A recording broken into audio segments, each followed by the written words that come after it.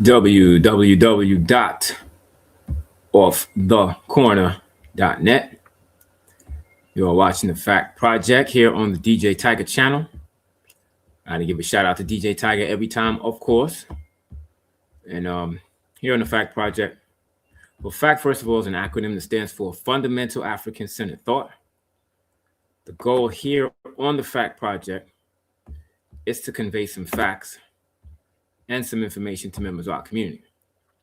We have slated to join us today Brother Agyei Tyehimba of Harlem Liberation School. And I would definitely recommend everyone go to Harlem Liberation School and the YouTube channel and check out some of the videos. Brother Agyei's got tons of videos that he's been doing for years. He's written any number of books. One of the most recent books is this one here. It's called Wukusu, a self-empowerment handbook. Brother Agyei also has some workshops coming up online, and he's wants to come on today to promote some of those workshops. So this is actually the first program or the first live that I'm doing for the year 2026. And so Brother Agyei and myself decided that we should talk about a game plan for the Black community for 2026. We heard a lot last year and in the year before, 2024, in the election year. We heard a lot about Project 2025.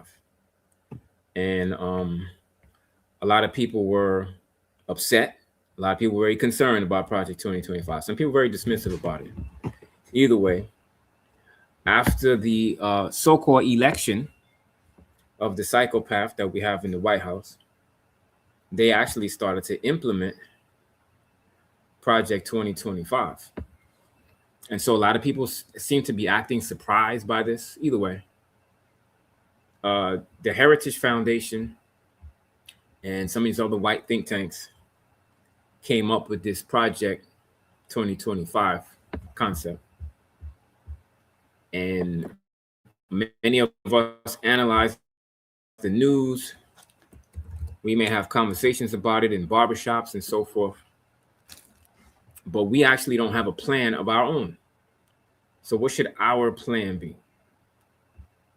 I say in my book, the Fact book, that would be this book here. Hopefully you can see that. The title is FACT. FACT is an acronym that stands for Fundamental African-Centered Thought. The subtitle is Lessons and Solutions for African People. I always want to be mindful of talking about solutions. And I feel often in our circles, as original people, sometimes we don't always talk about solutions. So we're going to attempt to do that today. Trying to see if I can get a hold of Brother Agyei Tyehimba, who has yet to join us. Either way, I'm going to see if I can go to a Harlem Liberation School clip so that we can get a little bit of a taste of what Brother Agyei Tyehimba does on Harlem Liberation School. Brother Agyei is an author, an educator, and activist, and he engages in his share of activism. He's quite an exceptional educator, and he actually has some workshops coming up, virtual workshops, because he's going more now in a self-help direction.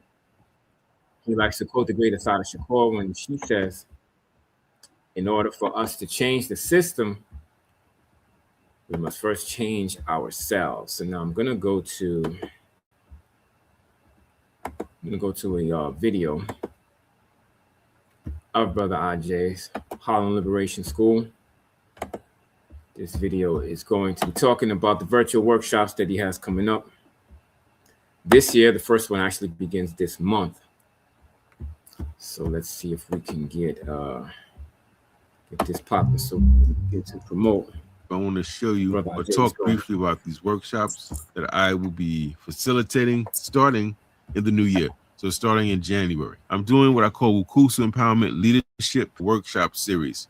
Every month, I'm going to have a 60-minute workshop targeted specifically to our community organizers, our educators, our activists, and community leaders, and or people who may not be in those positions right now, but they aspire to be. These topics were carefully chosen based on my survey of the brothers and sisters I know that's in the trenches doing that type of work, based on my own observations and study. For January 29th, when it starts, that workshop will be entitled First Things First.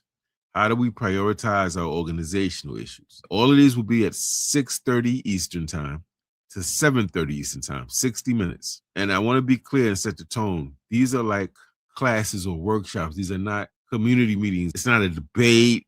We're not debating political ideology. It's nothing like that. We're going there to learn a specific skill or to talk about a specific principle. That's what we're there for. 60 minutes. And also, each workshop is $10. And with the $10, you also will get a 3 to 5 page digital book that you can look at on your laptop or your phone, and it will kind of highlight some of the key themes of the workshop. So you leave the workshop with something physical. February's workshop, we're talking about how do you generate community input? How do we survey, poll the community, canvass the community to understand what the community thinks about things, what the community wants to see, what is the community's grievances that they want us to address, those type of things. In March, we're going to talk about ideology and navigating that very delicate balance between representing our ideology, but also understanding that we don't want to become enslaved to the ideology. We want to see it as a framework for the work we do in the community, but we want to always be able to think critically and to be flexible in our thinking. And then in April, we're going to be talking about the process of evaluating our organizational efforts. So it's one thing to have an idea. It's another thing to see a problem. It's another thing to come up with a solution. It's another thing to actually come up with a prescription for the solution. And then it's a whole nother thing to do all that and then have the wherewithal to say, did we do all that well? Did we do all that effectively? Are there any things we can do better? That's called evaluating yourself. And that's how champs become champs. When they fight in that ring, even if they won the fight, they go back to studying the film of their fight, constantly looking at how can I be better? What are the good things I can build on? And what are the things that were deficient? It's going to be a very interesting workshop because we're going to go through the types of questions, the types of activities that organizations should do to evaluate themselves. And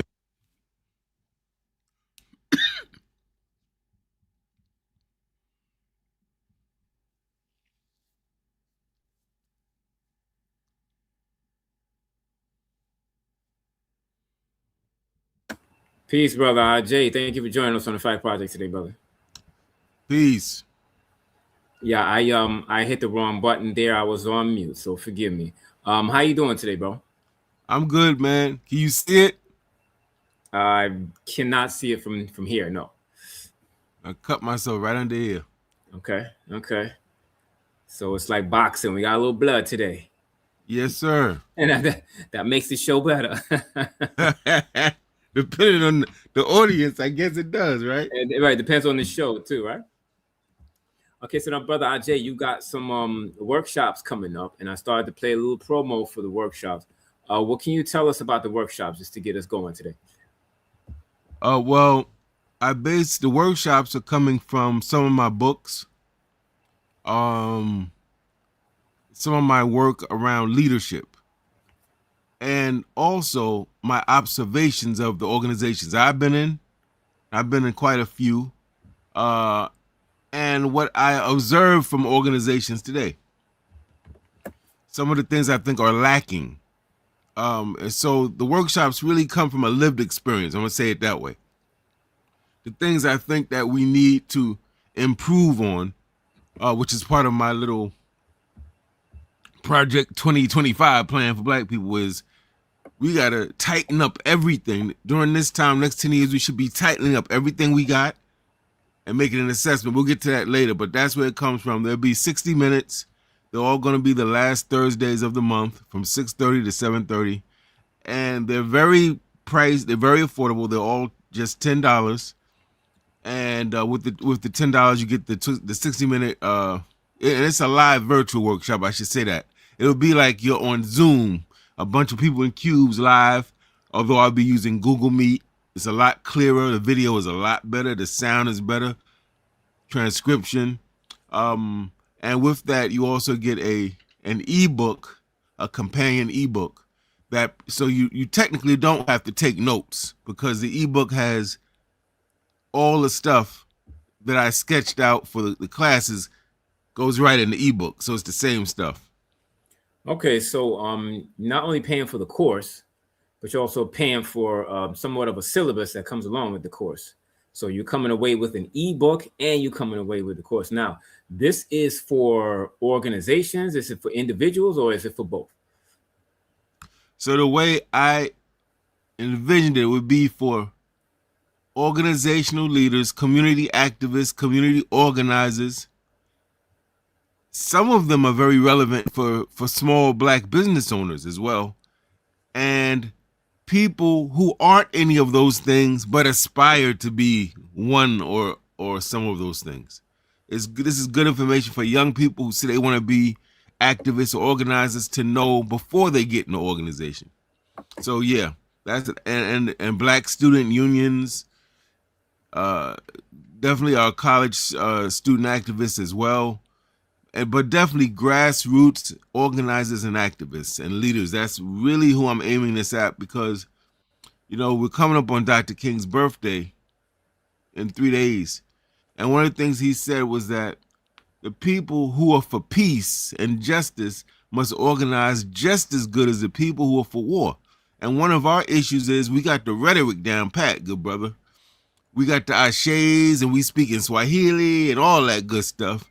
But in terms of the logistical parts of organizing, protocols, prioritizing tasks and issues, how we manage our resources, how do we determine people's character, how do we put people in the right places in our organizations, how do we balance the benefits of ideology and avoid the pitfalls of ideology. Those are the things I'm working on, and those are the people it's really for.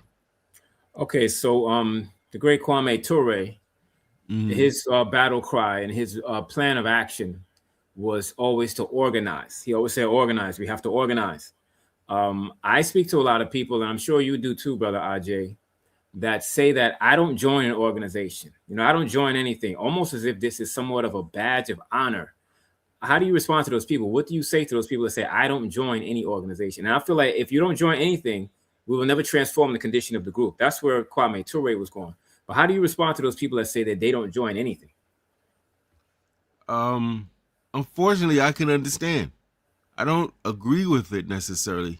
But the reason most people are taking that position is because of very negative experiences with being in organizations. I just had a brother on not too long ago, a brother I deeply respect, who's also a friend, who started a whole militia and gun club down south. And he's trained military, former Marine. And he said, man, he was in alliances with other gun clubs and militias, and they were very disrespectful. Oh, wow. And that they were mistreated him and took him. And he said, man, I couldn't do that. So I see, and I've had experiences in organizations. I see why people would take the position. The problem is this: just because we had anecdotal experience, meaning I had a bad experience with this group at this date in this year, doesn't mean that all such groups are like that. And it doesn't even mean that that group I had the bad experience with is still like that. Because people change. Leadership hopefully changes. Leadership transitions. People start to get complaints. And so that's the thing. I would advise people to there's a plethora of Black organizations doing good work, and there's some that fit all ideological backgrounds. And I would say try to find those that fit what you're trying to do, what you're trying to learn, and what impact you're trying to have. And of course, if you don't feel that any such things exist, create it. Harlem Liberation School was created out of me seeing a void. Like, yo, what's up with our political education? You know, so if you don't see something that you're willing to join and add on to, you might want to create something that you feel better meets the needs of our people. Okay, yeah, it was the great Malcolm X that said, I believe it was Malcolm X that said, we're not outnumbered, but we are out organized. And so this idea of being organized is very important. Now, speaking of Malcolm X, he talked about us having an us first philosophy. He said every other group that's successful, that prevails, that are prospering, they have a us first philosophy. You quoted the great Dr. John Henry Clark when he talks about the essential selfishness of survival. What can you tell us about the essential selfishness of survival? Well, basically, what Dr. Clark was saying is that typically when you hear the word selfish, it's a negative connotation to that. Oh, you just worried about you. You're not thinking about nobody else, and yada, yada, yada. However, we know as individuals, there's times in our lives where we had to what? Pull back from social activities, from being out there and focus on ourselves, getting our money up, getting our health, physical health together. And that required that we not be on stage, that we pull back. So if we can understand that as individuals, certainly we can appreciate it as a collective. There's a time when we as a people, we should be sensitive to other people's pain. We should be able to recognize pain that does not involve us. We should be able to say, wow, that's messed up what's happening to the Palestinians. That's messed up what's happening over here. However, those people have national formations, maybe not recognized. Those people have strong military already. These people have land, territory of their own, language of their own. So even as we're looking out to support others and be sensitive to others' pain and suffering, we have to make sure that we have the foundational things we need, which is a whole bunch of things according to the great Neely Fuller. I won't enumerate all of them, but certainly we should be talking about how do we communicate, communication systems, how do we grow our own food, how do we educate our own children and adults, and things of that nature, our own cultural institutions, museums, libraries, stuff like that. And that requires that we sometimes don't be on social media, don't be at everybody's party or shindig, don't be scrolling through the phone talking about what so-and-so did, but we get to the work of doing what we had better do. So that's what he was talking about, and I completely support him on that. That's where these workshops are coming from, that same spirit, brother. Like, yo, enough is enough. Like, I don't want to hear what nobody else is doing right now. I really don't. I want to talk about what are we doing to get out of the negative conditions we in, to build on the work of our ancestors, and to, in some ways, enlarge and expand their work and go into new terrain. That's what it's about. You mentioned the workshop. I want to post a link in the chat. Where can people go to get information on that online? Well, I have a QR code. Hold on. I would have to give you the link. Okay. That is probably the easiest way. Hold on 1 second. All right. And the date of the first workshop is what? January 29th. January 29th. I'm going to try to, I'm going to give you this link. January 29th, people. We got virtual leadership workshop coming up with Brother Agyei Tyehimba of Harlem Liberation School. And it's our game plan going forward. I see a lot of people, they do a lot of talking on the internet. They're on YouTube. Everyone has an opinion. Everyone has something to say. Could be positive, could be negative, but I'm not necessarily hearing a plan of action. You know, there are some people that are silly enough to say that Black people are not African and they're trying to identify something else. None of that functions as a solution that would transform the condition of the group. I said in my book, in the fact book, fact lesson number 4, I talked about the importance of self-sufficiency and the importance of getting self-sufficient control of our basic human survival needs. That's our food, clothes, shelter, education, medication, and self-defense. And Brother Agyei is doing some virtual workshops, and he's going to be expounding on some of these ideas. Now, Brother Agyei, you mentioned the importance of communication. And it was the great H. Rap Brown, Jamil Abdullah Alameen, who we just lost recently, became an ancestor. Salute to him. He said, anything that you don't control can be used as a weapon against you. Now, you mentioned communication. You know, we're using cell phones, we're using email, we're using regular landline phones, we're using whatever communication we use. We don't own and control those things. So those things can be used as a weapon against us. I say, with all the intelligent people that we have in IT, and if we have something called the dark web where people communicate with each other, why can't we have a way of communicating with each other that's not a device that's owned and controlled by a corporation? And so the importance of communication. Can you expound on that a little bit more? Yeah, we need to be able to talk to each other. We need to be able to share ideas, to critique ideas, to formulate movements and come up with tactics and strategy. So as a nationalist, of course, I'm supporting we need to have our own everything. I do want to bring this to people's attention, to complicate it though. We do have to remember two things. We are colonized people. That means by definition that most of our goods and resources, luxuries and necessities come from our enemies. Most of us are working jobs that we didn't create, that are our enemies' jobs, or at least the people we would characterize as our enemies. So we do need to be clear that when you're in that situation, you're in a compromise situation. We make decisions all the time, you know, compromise decisions, right? So I don't want anyone here feeling bad because they got to video chat their grandma in Tennessee or wherever they are through a video chat. It is what it is for now. I would say we should always be using the tools available wisely and with discretion while we are working to build our own. But I want to say a second larger point so people can put this in a real life, real time context. There are countries that have their own everything. And yet other countries, right, tap into their stuff. So I want to be clear, even when we get our own everything, there's still going to be other nations that are going to be using espionage and surveillance to tap into our stuff. So I just want to say that that we have to look at this in a very nuanced way. Yes, we need our own communications, and we need our own social media systems and all that, but the people who create them can't be greedy.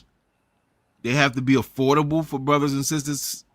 So one of the reasons we're on Facebook and Instagram and YouTube is because they are what? Free. There's no barrier to use them. So when we do stuff, when we're trying to build nation, we can't now be like, oh, I can get 5,000 a year for that line. Well, if you want people to partake in it, then we have to be of the mindset to build it up. And then you can give people options, you know, if they want to pay Brother Ryder to get this or that. But these are important things to consider.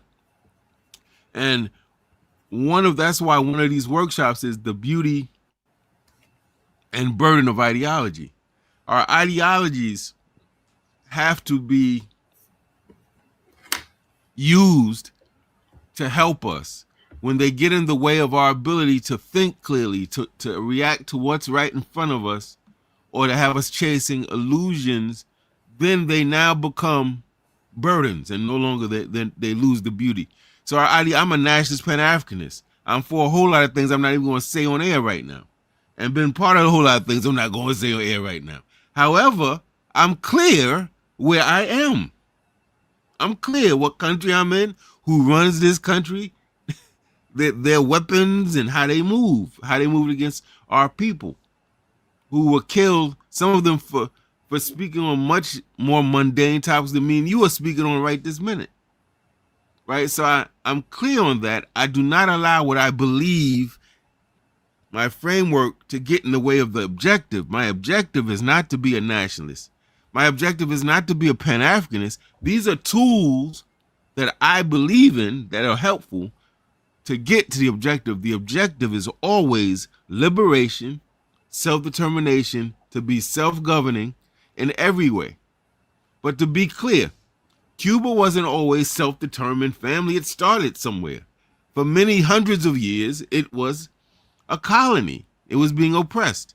It was largely a huge casino for the mafia in the United States, right? So they had to, for years and years and years and years and years, they had to develop a revolutionary cadre, revolutionary intelligentsia, revolutionary philanthropists, revolutionary cultural arts people that culminated in the 50s, mid 50s with the revolution. So don't be dismayed, black folk, Africans, New Africans. Revolution, liberation is a process. But we can't be sitting fiddling our thumbs while we wait till the revolution to come. We're supposed to be like, oh, I'm gonna use, the white man got free internet, I'm gonna use it to get information. He got artificial intelligence, I'm gonna master it for our benefit. He got this, I'm gonna use it to our benefit. And while we're doing that, the others, the innovative class amongst us, the inventive class, needs to be working on it, doing our own thing. And guess what, Brother Ra? Even when we got our own thing, then we need my brother, like Brother Abib, who's in the Jigo La Kumbuka Brotherhood. Brother Abib is a cyber expert. So he's going to tell you, even when you get your own nation with everything all your own, guess what? You still got to think about cybersecurity. You still got to think about how you prevent other nations from affecting your elections, i.e. Trump, Soviet Union. This is what we're talking about. The United States is his own country, and yet there's another country that was all up in its election process. So even then, the struggle doesn't stop, family. Once we get our own nation, the struggle doesn't stop there. It just goes on to a higher level. Hope I answered the question. Yeah, definitely. I think if you have your own everything, you have a better chance. In order to win, you have to fight. And I think having our own everything is part of the fight and part of the resistance. I want to shout out Brother Shamari out in Philly. He always talks about this concept of Black life. Life is LIFE, liberation, independence, freedom, and empowerment. And you definitely want to try your best to do what you can to bring about Black life. And I think it's interesting. Shout out to Brother Shamari. I ain't speak to him in a minute. Yeah, salute to him, man. And I think it's interesting to see brothers like him, brothers like yourself, that are actually your full-time occupation is trying to bring about Black life. You're not working for anybody, you're working for yourself. Many of us don't know someone that is actually working full-time to bring about Black life. Now, you also... Oh, I put that link in the chat, brother Ra. Sorry to interrupt you. Okay, yeah, it's the link to the video. The video has it shows the flyer, the QR code to register, the QR code if they want to know who's this bald-headed dude talking all this smack. They could look me up. So yeah, it's in the video. Okay, I see it now. I'm gonna. And may I say this, family? I had a little shaving accident today. I use a straight razor and I cut myself right here. So I've been bleeding. If you see me constantly going like this, I'm trying to get this blood out my beard. It's not a big deal, but it's definitely annoying. So if you see that, that's what it is. No, brother wasn't out here scrapping or nothing like that. Those days are over in that sense, at least. But yeah, that's the revolutionary in you, bleeding and you're still going. That's all right. We appreciate that. All right, so I am posting that in the chat right now. Here we go. Yes, so here you go. That's for anyone in the chat to go ahead and grab that video or click on that video so that you can watch it.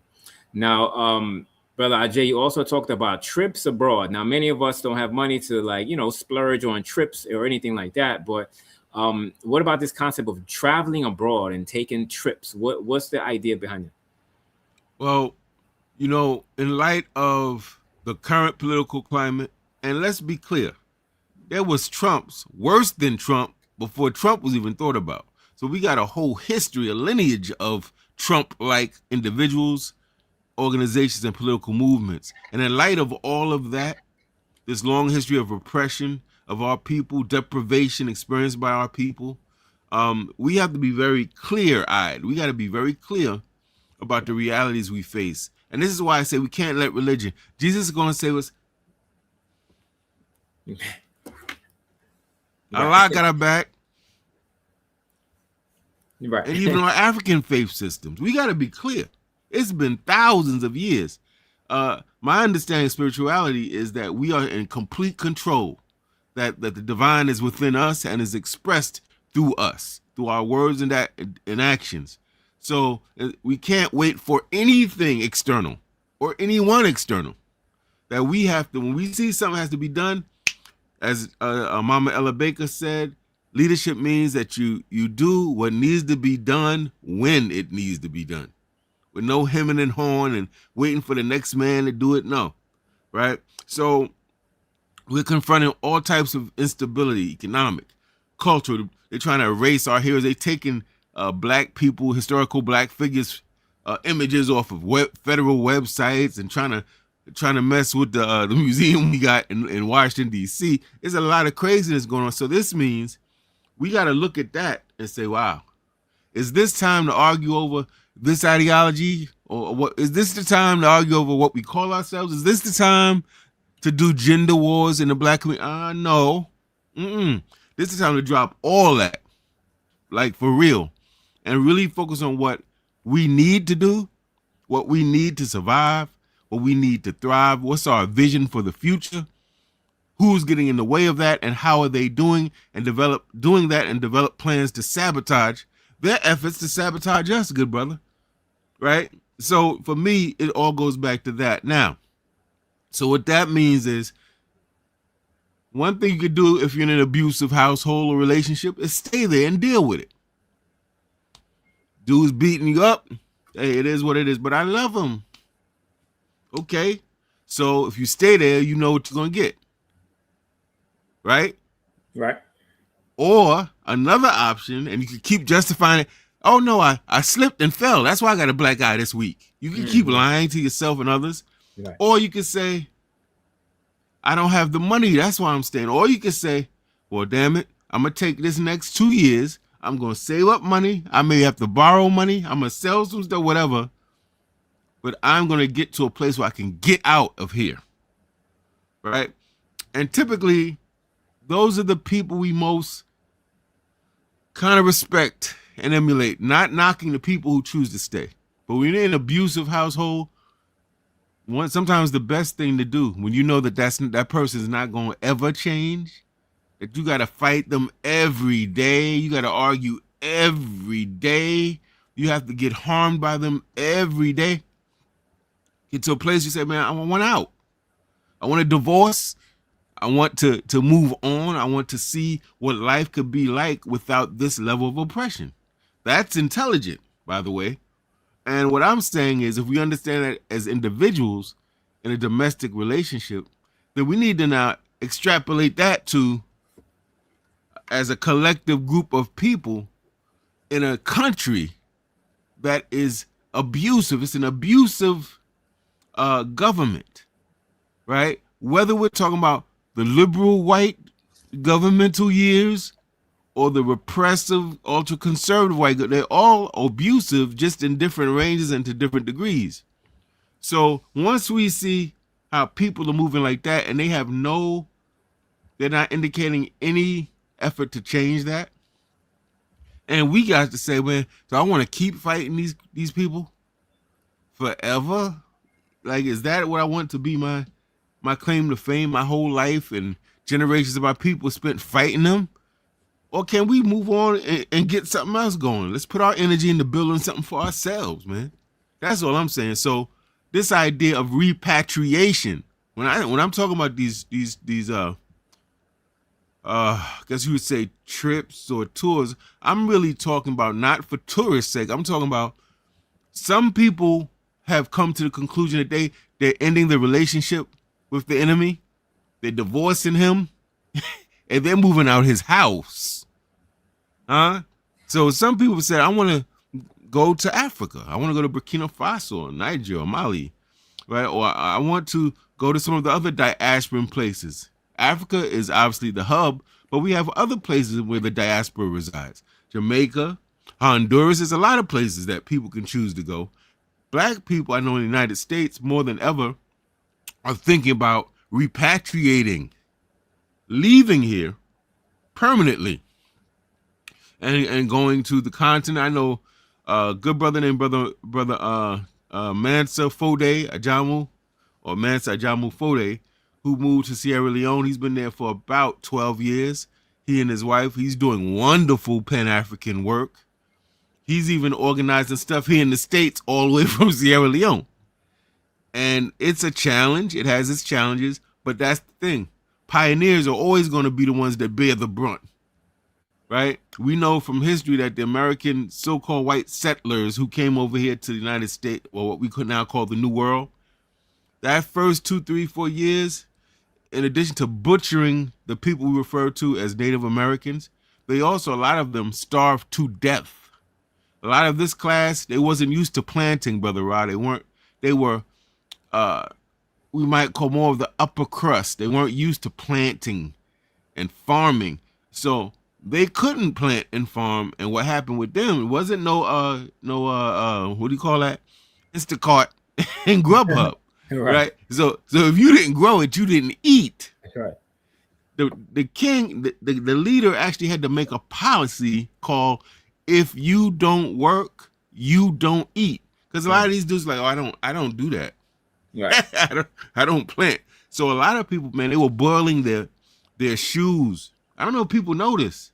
They were boiling their shoes to eat. That's how bad it. So the pioneers, the first wave of people who embark on that nation, that doing that nation work, they're going to suffer because they're the first. They set it up for the rest of the people. So the point of repatriation is this: we need to have groups that are going. Say, brother Mansa is in Sierra Leone. He and his wife already do that. They set up a business. Come through. We're going to facilitate. We're going to bring you through. Help you get your dual citizenship if you qualify for that. And what do you get to do? You get to survey the place, meet the people, see the markets, see the businesses, see if it's a fit for you and your family. Right? So I'm saying we should be doing that. We should be having, where we go to Africa, Jamaica, wherever we going, and scout it and see, does this work for us? Can we fit in here? Can we bring something to the culture? Not just can we get something, but can we bring something? So I'm suggesting we change our whole thing of how we look at tourism.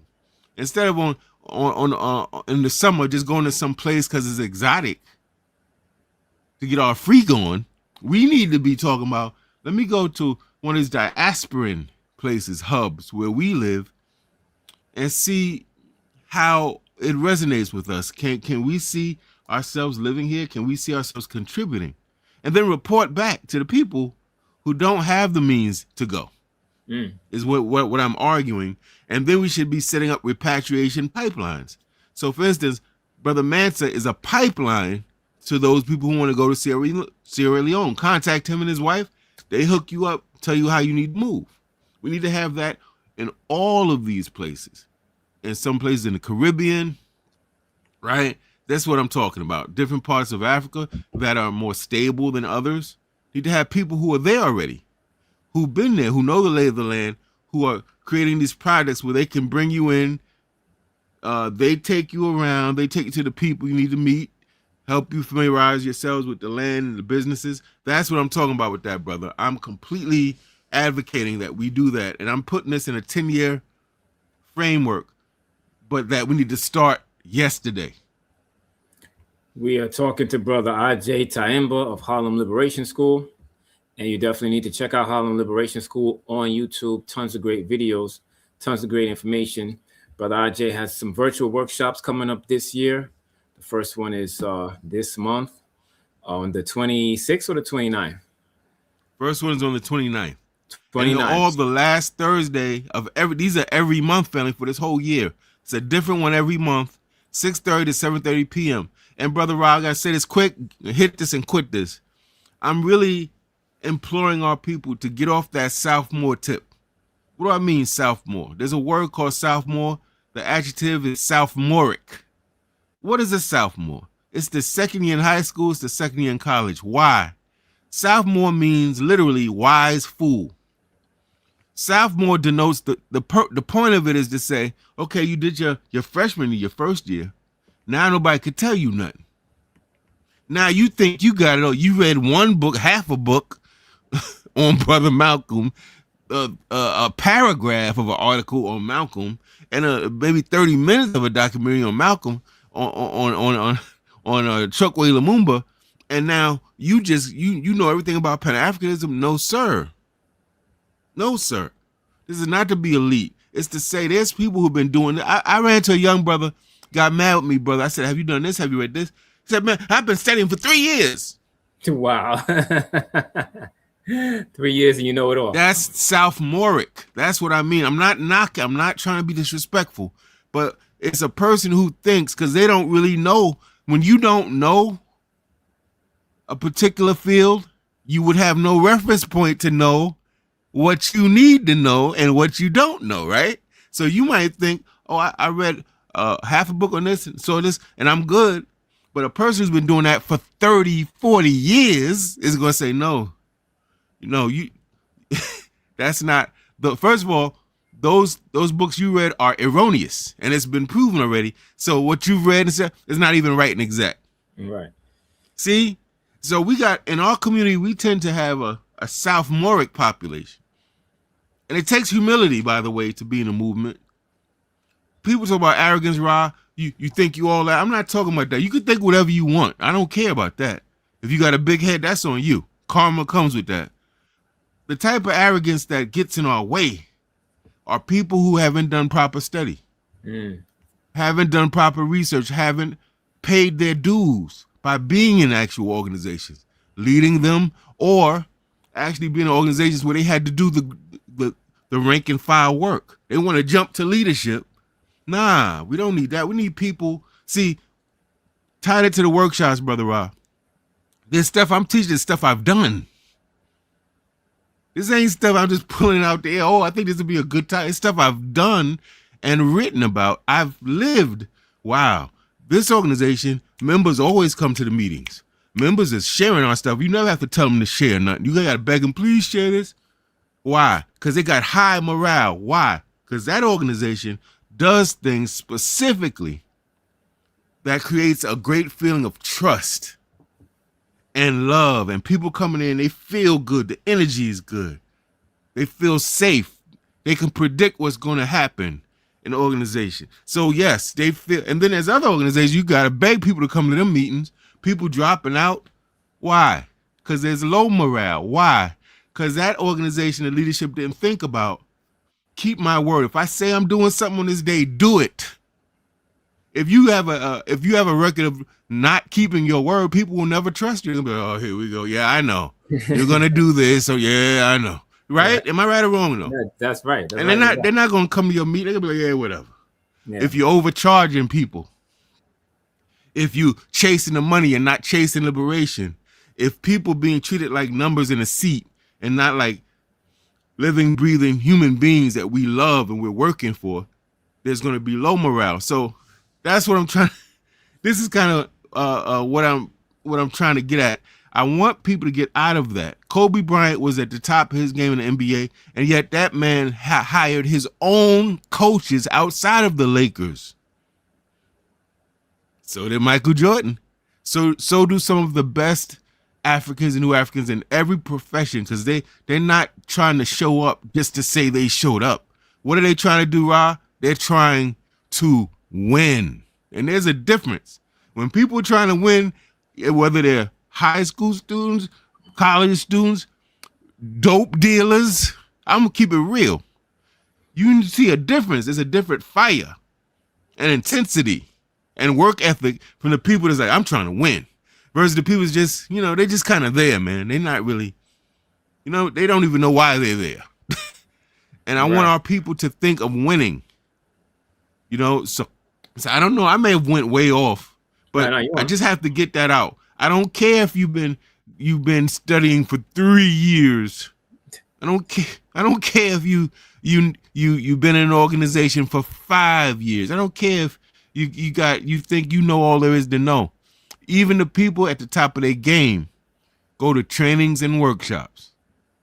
So please don't sleep on this, family. I'm not after the money. If I was, I would have made it $1,000 a workshop. It's $10. It's not about money. I see where we're weak and we got to work.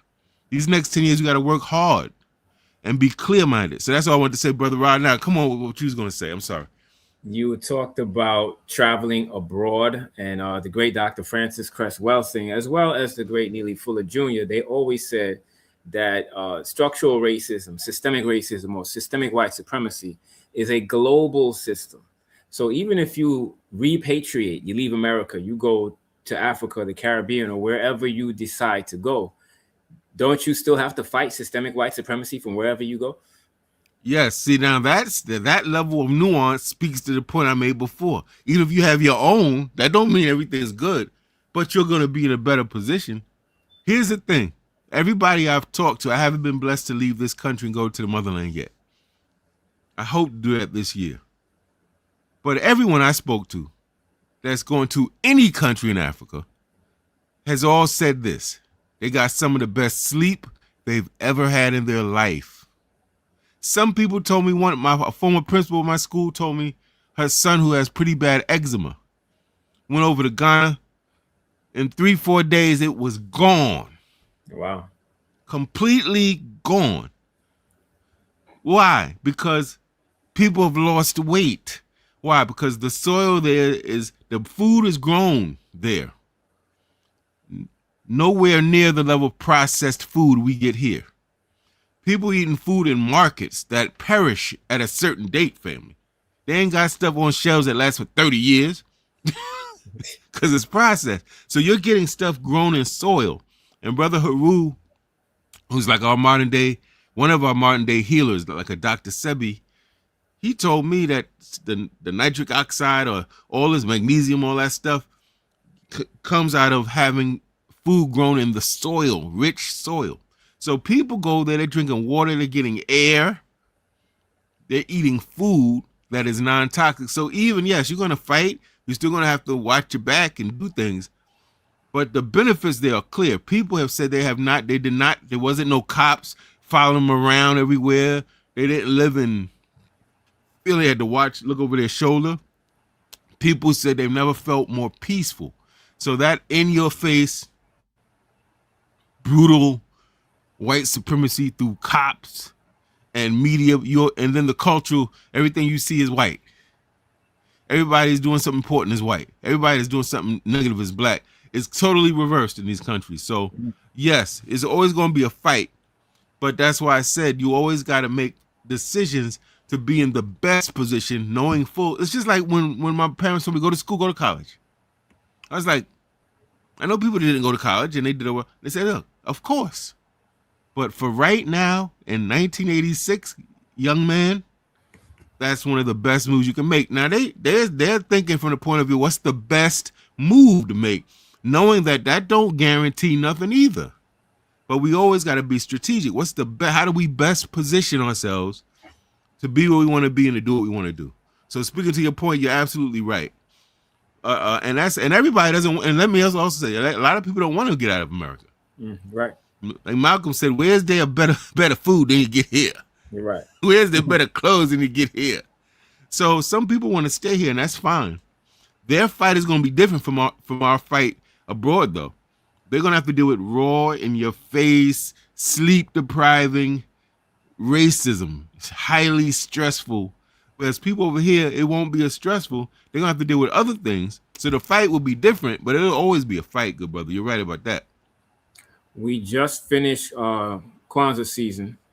Kwanzaa of course, talks about Ujamaa, which is collective work, Ujamaa, which is cooperative economics, and so forth. Now, a lot of our people don't have the proper knowledge of themselves, and that's because of disinformation in the public school, disinformation in the media, which you just mentioned, and the third rail, disinformation from religious institutions. But one of your workshops, you're going to touch on this concept of homeschooling. Can you elaborate on this concept of homeschooling? Why is that important for us? Yes. Education is the foundation of everything. Everything. I don't care if you want to be a criminal. I don't care if you're trying to be a doctor, you're trying to be a teacher, or you're trying to get into YouTube podcasting. If you want to be successful and effective at it, you got to study the best practices. Well, how do podcasters start? What are the skills? How do I do thumbnails and titles? What's metadata?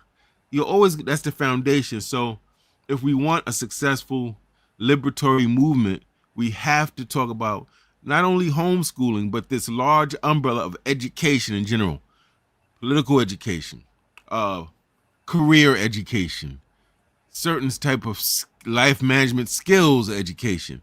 So I'm advocating for workshops, mini conferences on everything that we feel we need to better ourselves in.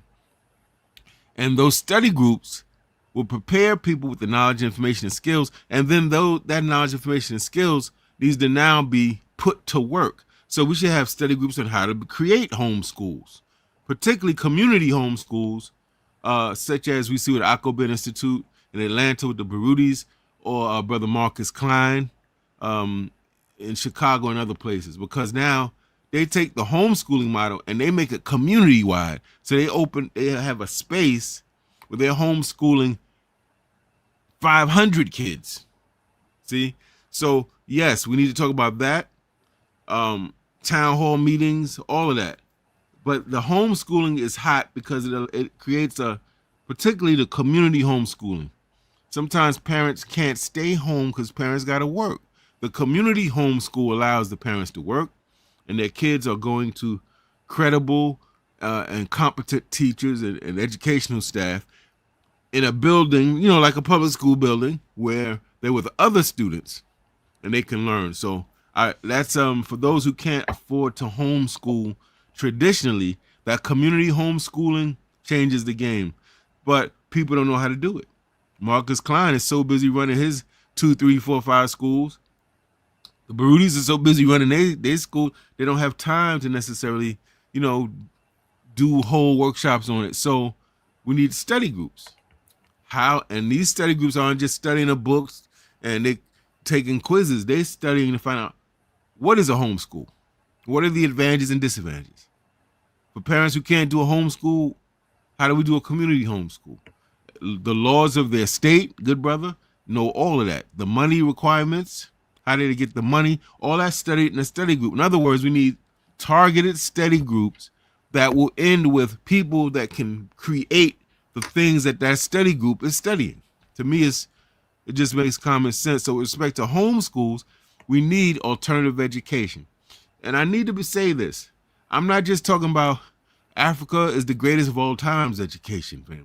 I'm not just talking about red, black, and green, and we change our names to African names and we talk Swahili. I'm talking about an education that makes these kids culturally grounded and not out here sniffing their coke and taking their heroin and using their prostitutes and cursing every 2 minutes and calling women bees and calling us N-words. I'm talking about a cultural orientation. It's kicking beautiful and harmonious values to these kids. Kids ain't coming up worrying about what the next kid got and what he got and she got and I want to do it. No, they coming up on some. They want to be involved in sports. They want to get their bodies right, their minds right. They're thinking about maybe getting married or being in a long-term partnership with a brother or sister. You understand what I'm saying? So it's a lot to that. It's not just the cultural piece. And then, of course, they can read well. They can write well. They can compute. They can critically think. They can be innovative and creative. So, yes, the homeschools are very key important and along a plank of this. And along with that, I would argue, also after school programs and people that can write curriculum and rites of passages. All of that can work together. Absolutely. The fourth principle of the Nguzo Saba is Ujamaa, which is cooperative economics or group economics. Brother Agyei, when I mention this to some people that don't get it, sometimes I get pushback and they say that I'm promoting Black capitalism. And I say I'm not promoting Black capitalism or any kind of capitalism. I'm trying to provide my family with food, clothes, and shelter-ism, whatever you call that. Capitalism is about colonialism, imperialism, enslavement, genocide, and exploitation. And we know capitalism with no guardrails bought and sold human beings. We're not promoting that. What is the importance of group economics? And why is it important for us to understand this concept of group economics or cooperative economics? That's an excellent question, Brother Rod. And it's important because we know historically there have been times when right out of our enslavement, the vast majority of, and let's be honest, the vast majority of the country was illiterate, not just black people. But we had it even worse because of the fact that it was prohibited. Our learning was officially prohibited by the state apparatus, right? White folk were punished if they were caught teaching enslaved people, and we were punished if we were caught trying to read or write. We had depressions, we had times when we wasn't making no real money. We doing convict leasing work, we're doing sharecropping work, which is like an inch away from enslavement, to be honest. So we had to come up with ways to generate income to sustain ourselves and our families that did not rely on white folk. They came up with mutual aid societies. They came up with these little organizations. People put in there's a penny bank where people put in little pennies and assist to coordinate a whole bank. My point is, this is the importance of the history. People complaining about what we don't have. Oh, I wish we had this. We need this. I tell you, you need to study. Because if you studied, we had that. That ain't no new idea. Black people wasn't dumb. We had black people who took their little pennies, Brother Ra, who couldn't even read, couldn't write their name, but they understood the power of economic independence and created our own schools, churches, bought buildings, owned farmlands. These are people who couldn't read or write and wasn't making big money like some of us today and had no benefits. So when we're talking about economics, in this case, we're talking about cooperative economics. It's not a capitalist model as you're alluding to. Exactly right. This is where not one person or family owns a business, but it might be 20 different families that own that business. They put into that business, and they therefore now have the power to, if it's let's say a supermarket, because they have so much more money coming in, they can buy food in bulk and supplies in bulk, and now they could share that savings with the community. And the people who co-own it and the community residents can actually work where they shop. That's the difference. So there's cooperative businesses all over this country that are black owned, Latino owned, white owned. So what I'm saying here is not a pie in the sky dream. These things already exist. It's a matter of studying how it's done, setting it up legally, and making it happen. And look, we have supermarkets, laundromats, dry cleaners. There's even for entertainment, bowling alleys, movie theaters. Just about any business, you can make a cooperatively owned business. So yeah, that's very important. It keeps the money in the community, and it provides jobs in the community, and it provides affordable prices in the community. Brother Agyei, we are just about at the end of our hour. I do want you to give out the information on how people can get your books, get involved in the virtual workshop, get the ebooks. But before I do that, I want to shout out the F.A.C.T family in the chat. We had the Divine Oracle that's been rocking with us for the whole hour, and Henry Cedillo, who was a regular. Henry Cedillo said comedian Mike Epps and Roger Troutman from the funk group Zap bought a whole block of homes in the community. We need to buy more properties. That could also be part of a cooperative business model. Not only is that generating income, but that provides housing, two things we need. So that cooperative model is something that will definitely work. So Brother Agyei, you got the virtual workshops coming up. You got the ebooks out here. You got the actual books out here. Is there like an email address that people can email you for just like general information? Because you're doing so many different things. Is there a general email that people can reach out to you so they get more information on what you're doing? I think in that video link I sent you, it has a link, a QR code. And if they get the QR code to go to my link tree. So some of you are familiar with Linktree, and it has all these different, I would say type in Linktree and search for my name, Agyei Tyehimba, that'll take you to everything. But I also put the link to the PayHip. So I have these ebooks, about 20, 21 ebooks, and each workshop has an ebook. So I have 12 more ebooks that I'll be adding. Nice. That they can get through PayHip. Okay, we're working on putting that link in the chat right now. It's payhip.com/Wukusu products. And Wukusu is spelled WUCUSU products. So payhip.com Wukusu Products. So we put that link in the chat, and there was also the YouTube link. You said has a QR code that's gonna take people to. Yeah, that takes them to the workshops. Okay. And how to register. They can. One of the codes talks about me, my background, and the other code takes them to the Google form where they formally register. And family, that first joint is them seats is going quick. If you're interested, don't wait. Get up on that. It's only $10, so people are jumping on that. So that's the 29th. Don't let that fill up. You're going to hear about it after the fact and not be able to get it firsthand. So you definitely want to get in on that as quickly as possible. What about, because I don't really rock on the social media, the anti-social media. Can people find you in there on the anti-social media? When you say anti-social media, give me an example.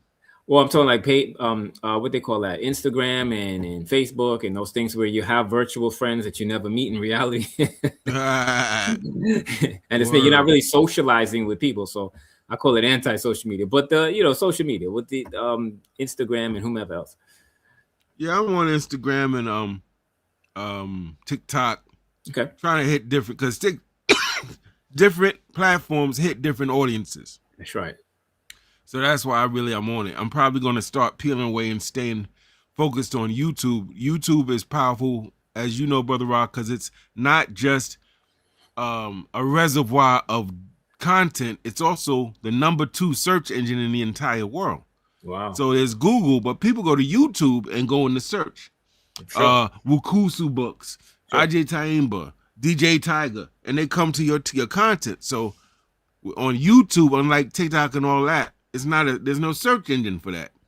So if you're not doing something consistently there, you can become obsolete. But on TikTok, I have videos I did 3 years ago that somebody gets wind of, and it resonates. It keeps your library of stuff, and it's a search engine. It's very important for those you think about podcasting.